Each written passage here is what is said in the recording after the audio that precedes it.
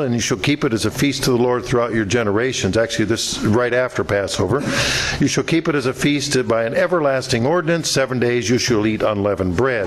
First day you shall remove leaven from your houses, and so forth. And it comes down through verse 20, you shall eat nothing leavened in all your dwellings, and you shall eat unleavened bread. So this is a week that's set aside for us. And of course, there's an expectation that we keep this feast of unleavened bread. It's outlined further in Exodus 23 in verses 4 through 8. And this, again, is a reminder of those days of unleavened bread, and talking about the institution of Passover and setting forth of the days of unleavened bread, that 7 days you shall have for unleavened bread, and then the first and last is a convocation. Well, the Feast of Unleavened Bread is thousands of years old. It's entwined in the history of Israel and contains lessons for us individually to come out of personal sin, just as the people of Israel came out of Egypt, Egypt being a symbol of sin. So we're gathered here today in convocation as God expects of us. We are strive to put the leavening out of our homes, just as we put the sin out of our lives. Well, those of you that like titles, the title of today's message is Your Wellness Plan. Your wellness plan. 3 months ago, right at the beginning of a counseling class at the university, the professor put a statement up on the overhead projector, and the statement was simply this: where there is no counsel, the people fail, the people fall, but in the multitude of counselors there's safety. Then the professor asked if anyone in the class knew where that statement came from. Well, I waited, and I gazed around the room. There were 16 graduate students, most of them destined to become professional counselors. And seeing that no one else raised their hand in the awkward silence, I volunteered the answer, that it was from the book of Proverbs in the Bible. The professor seemed stunned for a moment, perhaps that anyone answered at all, and the class was unusually silent. I felt a few odd looks coming in my direction, and the professor asked me when the statement was written, and I said, about 3,000 years ago. The professor then picked up the cue and went on to say that counselors have been around a long time, and that counsel is an essential part of wellness. That's a counselor's job, to help people enhance their sense of well-being. Now, of course, my thoughts ran to other proverbs besides Proverbs 11:14 that he had quoted up on the screen, that was the quote about being safety in a multitude of counselors. And then, but also came to mind Proverbs 15:22, and that is, without counsel, plans go awry, but in the multitude of counselors they are established. In other words, if you don't get wise counsel, things don't always work out the way we want them to, if we just listen to ourselves without bouncing it off of a counselor. So we seek counselors to get advice, to make sure that our thoughts and ideas will turn out the way we want them to. And when we share our concerns with our counselors, then those counselors bear some of our burdens. A counselor must learn to deal with the burdens placed upon him or her from anyone who asks for help. Well, as part of the university counseling course, the professor who has spent about 40 years as a counselor, in addition to being a professor for the last umpty years, required all of his students to write a paper about personal wellness. He explained that a counselor cannot help other people unless the counselor himself or herself is keenly aware of what it takes to keep the self healthy, to keep yourself well. And that taking on all of the stresses of other people's lives will invariably take a toll on our own life. So accordingly, we must put our own lives in order. Therefore, he said, we should all look in the mirror every morning and see ourselves as we really are, warts and all. Of course, this is an uncomfortable subject. When we look inwardly, it's always easier to look at someone else and point out his or her faults. Those are easy to see. But as church members, we know that we are expected to examine ourselves regularly, and especially as we come into this Passover season and the week of unleavened bread. After all, this time is a time of self-examination and of purging out of sin, represented by the leavening, and then purifying our lives. In a sense, we're all to become counselors. We're all to be ready to help others to bear one another's burdens. In Revelation 5:10, here is what some of our destiny is. In Revelation 5:10, and it's speaking what God has destined for us. And and it's a short verse in Revelation 5:10, and has made us to our God kings and priests, and we shall reign on earth. In other words, the destiny is when God's kingdom comes, we are to be kings and priests, as God said, in this world, in His coming kingdom. Well, what do kings and priests do? They bear one another's burdens. If you think about it, the king has the burden of a nation on his shoulders. The priests are those who bear the burden of carrying out what God expects of them in their duties and in helping others. If we turn to Galatians 6:2, we're instructed likewise to do this, just as our destiny is to being kings and priests. In Galatians 6 and verse 2, we're instructed to bear one another's burdens and so fulfill the law of Christ. So this is a responsibility that the Apostle Paul wrote when he instructed us to bear one another's burdens. And he wrote again in the book of Romans in chapter 15, in verse 1. In Romans 15 and 1. And we then that are strong ought to bear the infirmities of the weak, and not just to please ourselves. In other words, there's a responsibility that each of us has to be able to help others, to help bear their burdens. Now, of course, when we say this, we recognize that God has truly lifted the burden of sin from us. That was what Passover was about, and understanding God, through the sacrifice of Christ, lifted that burden of sin from us, the penalty of that sin. Let's turn to Exodus 6, in verse 6. In Exodus 6:6, therefore say to the children of Israel, I am the Eternal. I will bring you out from under the burdens of the Egyptians. I will rescue you from their bondage, and I will redeem you with an outstretched arm and with great judgments. The next verse, Exodus 6:7, I will take you as my people, and I will be your God, and you shall know that I am the Eternal your God, who brings you out from under the burdens of the Egyptians. So God was the one that lifted the children of Israel from their burdens of being in slavery in Egypt. And so we know ultimately God is to do that burden, but as we read from the apostles' writings, that we are to help bear one another's burdens and to be strong so that we can help those who are less so.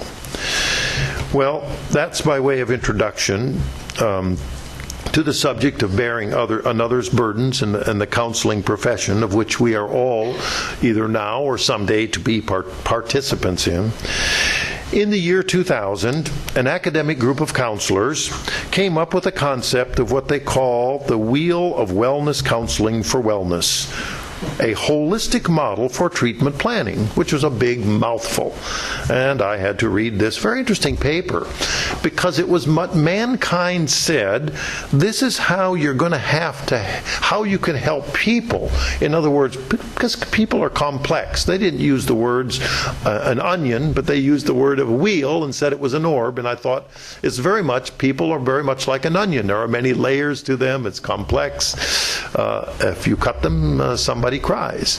I mean, there's a lot of things that go together with that model, and they had this model together where they were explaining about what some major life choices were. And I thought this was interesting enough that they could have as much of an organization of the truth absent the knowledge of God. The objective then of the wellness model was to help both counselors and their clients have more joy in their lives. Let's turn for a moment to Proverbs 12 and verse 20. In Proverbs 12 and verse 20, and we're breaking into a thought here, but deceit is in the heart of those who devise evil. But notice the second half of Proverbs 12:20. But counselors of peace have joy. What a delightful thought. There's one direction that we can go of deceit and evil, and then there's another direction. A counselor of peace has joy. Now, we all have our own definitions of joy. Some of us like to frolic through the tulips singing wonderful songs, and it's a great thought, just an ethereal thought. But then there are daily practical things that we can do that will enhance our well-being so that we feel productive and helpful for others. So each of our definitions of what makes us joyful may be slightly different. And after all, then, if we think about it, a happy, well-adjusted counselor is more likely to be in a good position to help others, bearing in mind that since we're all to become those counselors and we're all to be working at bearing one another's burdens now, it means that we should do our best to become a counselor of peace, and then our reward, obviously, is listed here. It's joy. They have joy. Well, as this particular model goes, this wellness model that these professors have developed, have 5 major life tasks. So they've divided up the major life tasks. If you're going to analyze your life, you can fit everything, according to them, into 5 categories, and I found it useful. I've also found it quite interesting which one they placed first. The first life task they define as spirituality. Now, let me read you the definition they use of spirituality, which wasn't half bad. An awareness of a being or force that transcends the material aspects of life and gives a deep sense of wholeness or connectedness to the universe. They were trying to speak to how they define spirituality absent the knowledge of God, which is difficult to do. So this is about as good a definition as you're going to get, absent the knowledge of the true God. So an awareness of a being or force that transcends the material aspects of life and gives a deep sense of wholeness or connectedness to the universe. So in other words, people continually have a desire or a feeling, a kind of a universal desire around the world to understand what something is a greater power than themselves.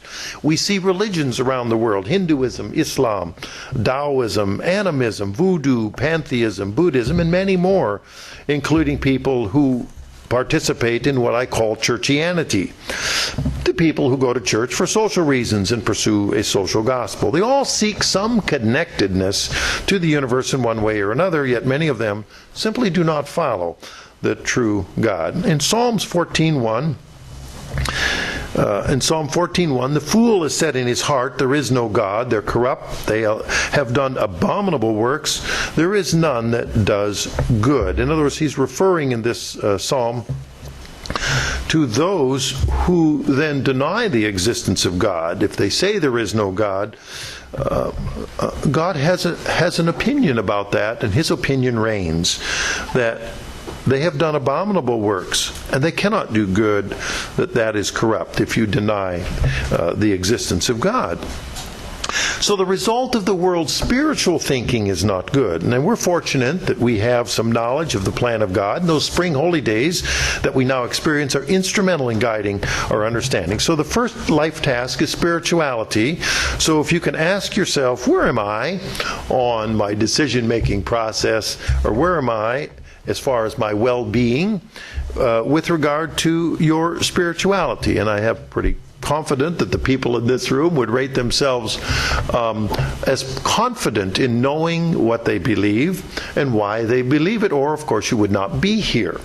So this is a big life task for a counselor to look at themselves, to evaluate themselves, and then for the counselor to ask people, their clients, to evaluate themselves.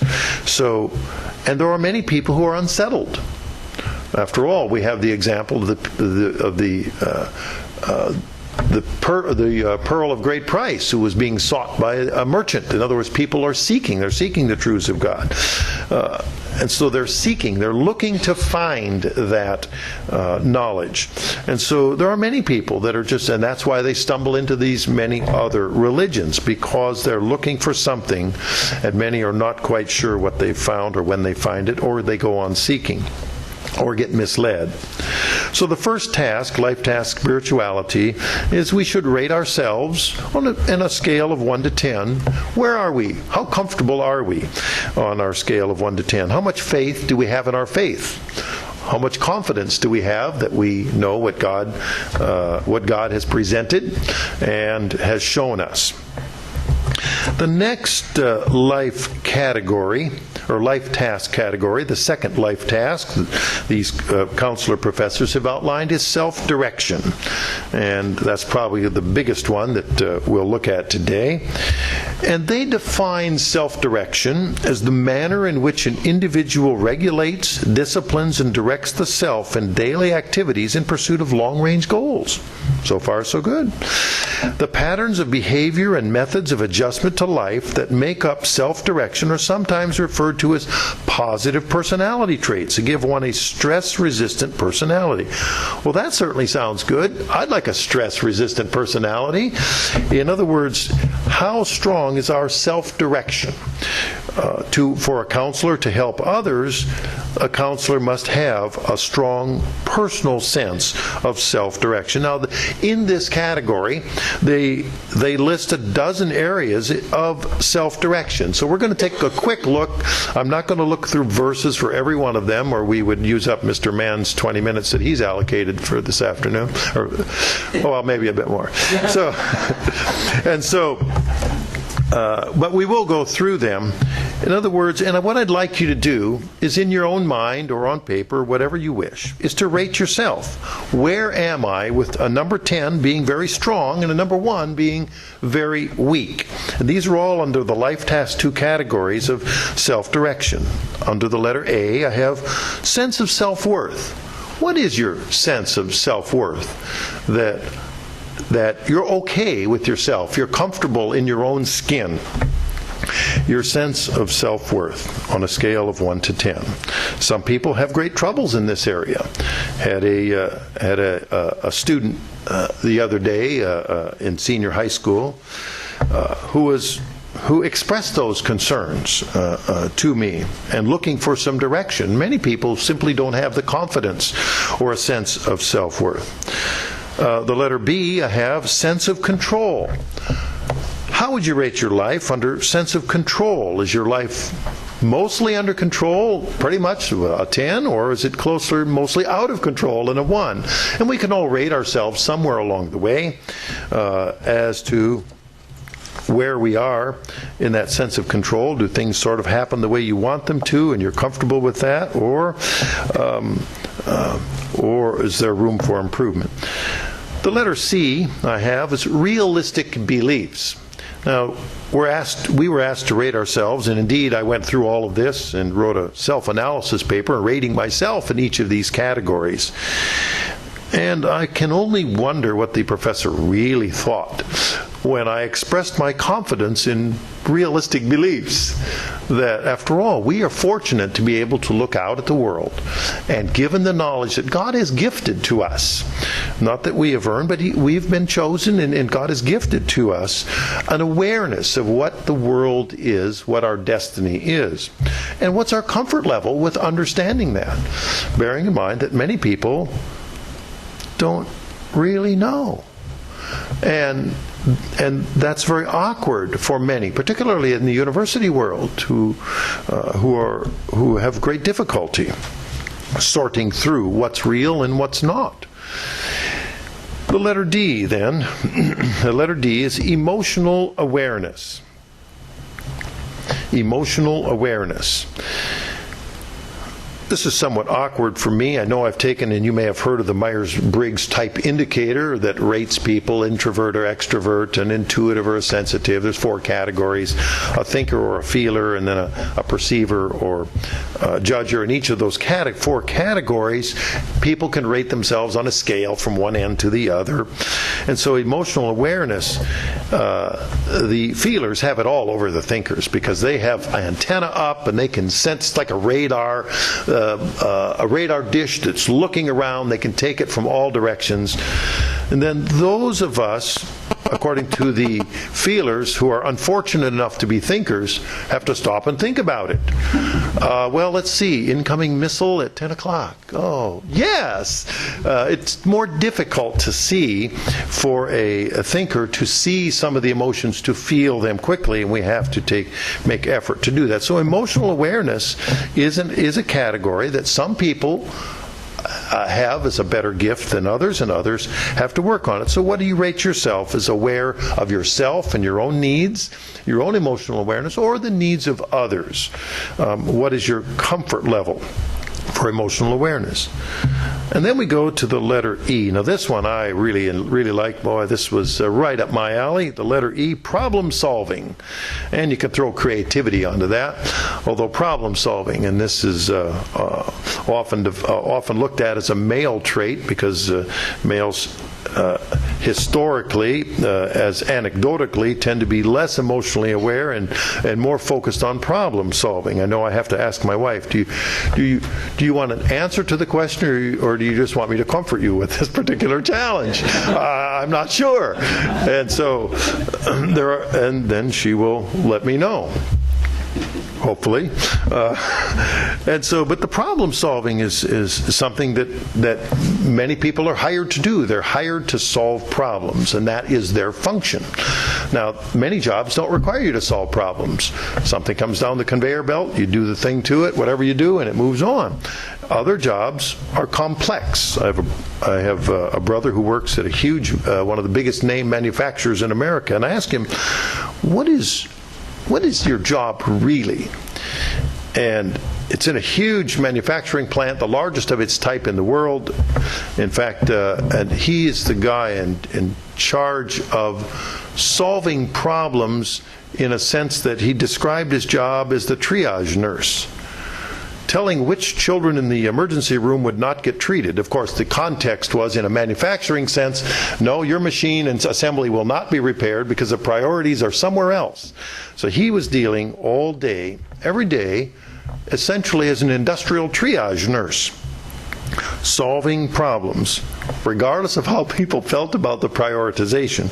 And some people are gifted at it, and some people are not as strong in that area. The letter F. Sense of humor. How is your sense of humor? Do you have a wide sense of humor that can laugh at almost anything? Some people have a very narrow sense that not much is funny. And then some have a very wide sense where things that are funny really shouldn't be. It gets a little bit wide. And then some people have a rather deep sense of humor, and they just can't stop laughing once it gets started. They will quit. Others, I remember the minister in Fargo, North Dakota many years ago. He explained, and of course, to those of you, and if anyone from Fargo is listening, some to this on the tape, bear in mind I used to attend there, and I'm from that region. So I understand it well. And he said, I always get good mileage out of any joke that I tell. He said, there's always 3 occasions when people laugh. The first time, he says, they laugh out of courtesy, because that's what you're supposed to do. He said the second one is they laugh because somebody else laughed, and therefore they're following up on that. And then he said they laugh the third time when they actually get the joke. But he said otherwise it's pretty dry, and sometimes they don't get it right away. I remember from time to time he would ask me, Was anybody actually listening today? Did anybody actually hear it? And of course, that society or that culture in that area is less expressive emotionally. But the sense of humor may be there, but it isn't expressed. So how do you rate your sense of humor in your own wellness analysis? Or is that something that you want to work on? Now I have the letter G in my list, and I have nutrition. Now, nutrition is an interesting. It's a little different for each one of us. Each one of our bodies is built a little differently, and as a result, our nutritional needs are a little different, and they are different when we're infants, when we need milk, as when we're adults and we can handle more foods. And so nutrition, where are we on our own nutritional balance? Do we have a strong sense of what our needs are, or do we have, or is that an area that we need work on? I know in my own self, I've had many years to ignore the problems that were building within me, and then all of a sudden one day they start catching up, and then it still took many years to figure out a particular nutritional area. Then the letter H is exercise. Of course, those often go together, nutrition and exercise. And the exercise, again, for every person is different. Some people have congenital issues from birth that will not allow certain levels of exercise. Other people have different preferences. Some people would rather eat a bar of soap than go running, and they will do something else. I would rather, but then it has to do with some congenital foot issues. But I can bounce on a trampoline a lot easier than I can go running because it's easier on my system. But everybody has their strengths. What is your strength in that area? How would you rate yourself? Then there's the letter I. It's called self-care. And in self-care, interestingly enough, statistically, women do such a much better job of self-care. And that's why married men live longer. Their women take care of them, generally speaking, and single men don't make it as long as them, and women outlive men altogether by on average of 7 years. So self-care is an issue for people, and how well do you look after yourself? Where do you rate yourself on that scale, from 10 being the highest and 1 being the lowest? And then there's an issue of stress management. How do you rate yourself on stress management? Some people can't deal with it at all. Some people just shut down. I have sheep at home, and they're wilder than usual sheep. They're a black-bellied Barbados, a threatened species, originally from North Africa and then from the Barbados Islands in the Caribbean. And they jump like deer, so when I read the song about the leaping like lambs, I can see them jumping. But they're very flighty and very jumpy.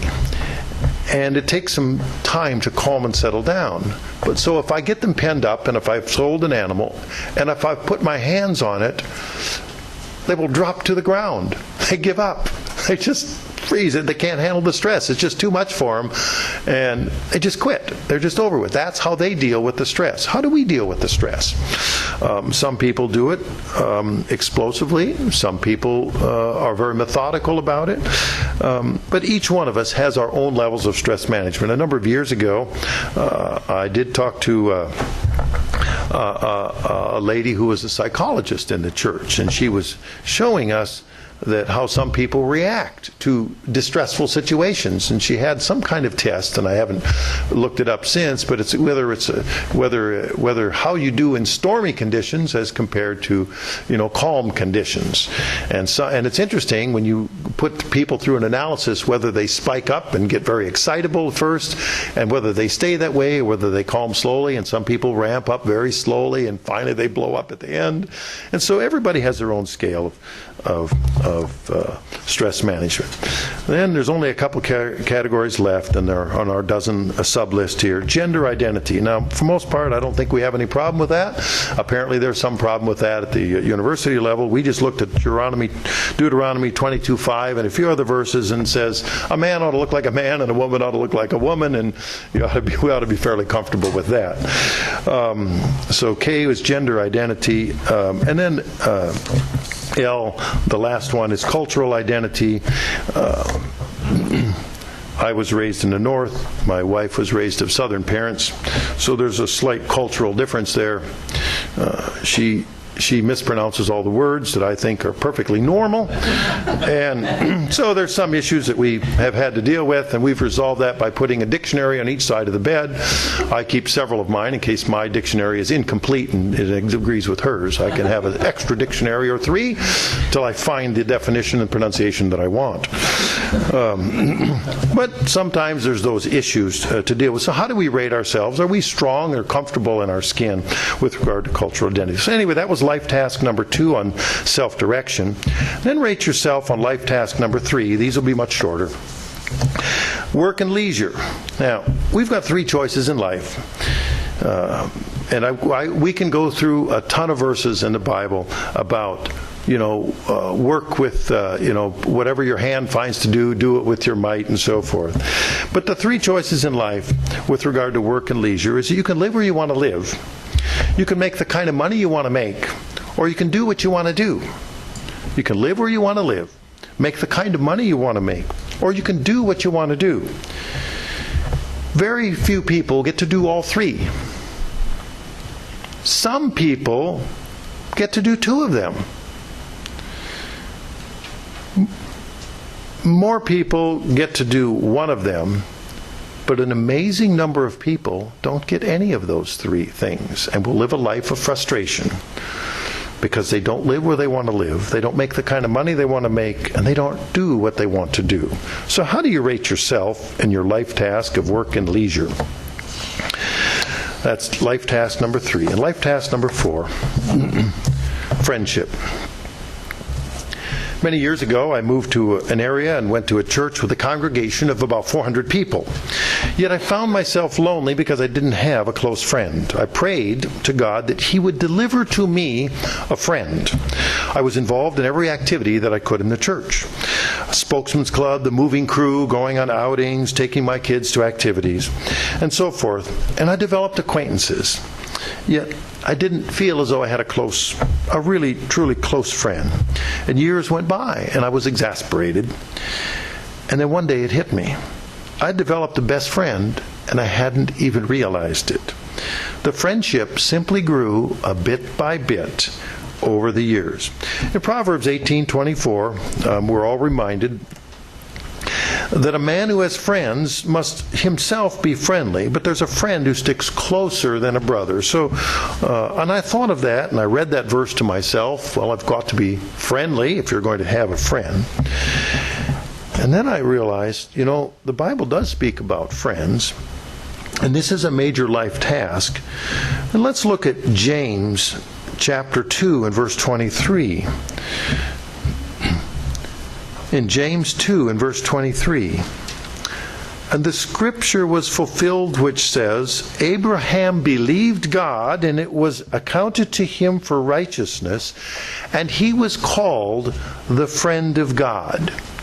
Can you imagine being called the friend of God? Well, that's what we are if we keep the commandments of Jesus Christ. We can turn further then to John 15 and verse 12. We read this briefly at Passover.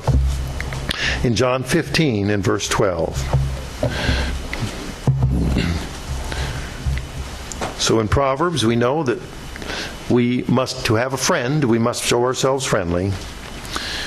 James, it says that Abraham was a friend of God. And then in John 15, verse 12, starting in verse 12, this is my commandment. Notice that Abraham believed God, And of course, if you believe God, you're going to follow his commandments. And so John 15, verse 12, this is my commandment, that you love one another as I have loved you. Greater love has no one than this, than to lay down his life for his friends. You are my friends if you do whatsoever I command you. Let's remember Abraham there. No longer do I call you servants, for a servant does not know what his master is doing, but I have called you friends. For all the things I've heard from my Father I've made known to you. So we must show ourselves friendly. Abraham was a friend of God, and Jesus Christ declares us to be his friend, that he is our friend. And it's up to us then, will we accept the friendship of Jesus Christ? So in our life task of friendship, how would we rate ourselves with regard to being a friend, whether it's a friend of God or a friend of others? There is a little nuance to that in Proverbs also in 16:28. Will you let anyone come between you and your friend, Jesus Christ? In Proverbs 16:28, a perverse man sows strife, and a whisperer separates the best of friends. Well, this is interesting, because if you listen to the whisperer, a whisperer will indeed try to separate you from your relationship with Jesus Christ, or even with your friends on earth. Revelation 3:11 sums that concept up very quickly. In Revelation 3:11, when Jesus Christ is saying, behold, I come quickly, and hold fast that which you have, that no man take your crown. So remember that proverb in 16:28, that don't let anyone separate you from the best of friends. Jesus Christ is your best of friend, and that you must hold fast that which you have, that no one can take your crown. The task number 5, so we've rated ourselves on friendship. Task number 5 is love. Everybody needs love. There are studies showing how much better a baby thrives if they're held closely, when they have skin-to-skin contact, when they're talked to, when they're sung to, and their needs are attended to. Staying close to God is a prerequisite for staying close to each other. Let's take a look at Deuteronomy 7:9. I'm only going to look at a couple of areas here. In Deuteronomy 7:9, know therefore that the eternal your God, he is God, the faithful God, which keeps covenant and mercy with them that love him and keep his commandments to 1,000 generations. 1,000 generations is a long time. It's an expression of forever.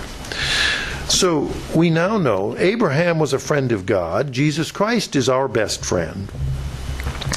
And we are friends if we do what Christ says, whatever he commands us to do. And we read now in Deuteronomy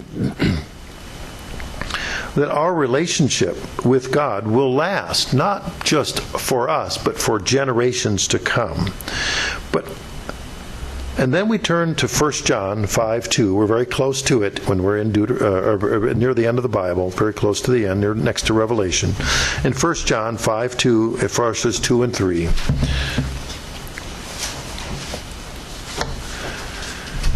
By this we know that we love the children of God, when we love God and keep his commandments. Verse 3, for this is the love of God, that we keep his commandments, and his commandments are not grievous. So God is going to be faithful and merciful to us, and to those who keep his commandments for 1,000 generations. And then when we love God, and we love the children of God and keep his commandments, this is the love of God. Well, how will people know if we love God and keep his commandments? Now the book of John, not 1 John, but the book of John 13 and verse 35, it's a simple verse. John 13:35, by this shall all men know that you are my disciples, if you have love to one another. That's how we know. If God knows if we love God and keep his commandments, because we're expressing that in love to one another. So how did we rate ourselves? of the 5 major life tasks, how do we rate ourselves in spirituality? How much faith do we have in our faith on a 1 to 10 basis? Do we rate ourselves a 10, or are we a lower number?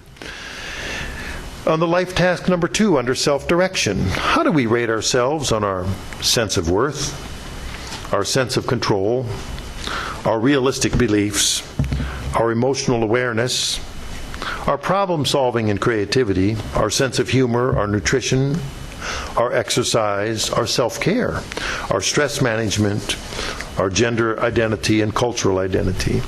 Under life task 3, how do we rate ourselves in our work and leisure activities? Are we at a 10, or at some other, or at a 1, or at somewhere in between? On life task number 4, on friendship, where do we rate ourselves? I know during the Fall Holy Day on the Day of Atonement, it's called atonement because we are to be at one with God. So how's our friendship level with God? Is Jesus Christ our best friend? Do we let other people come in between us and our friends, whether it's God the Father, Jesus Christ, or our worldly friends? And then life task number 5 is love. Whether it's love for God, love for His work, love for His ways, love for His commandments, love for our family and our friends. If you analyze the major subtasks, or the major tasks in the list of subtasks, and you look in the mirror and you rate yourself on how well you're doing in each of those areas, then the question becomes, and the question of the day, and if it were on one of these game shows, they would say, drum roll please. The question of the day is, what are you doing about it? How well are we in tune with God and ourselves? And this is where each one of us can develop a personal wellness plan.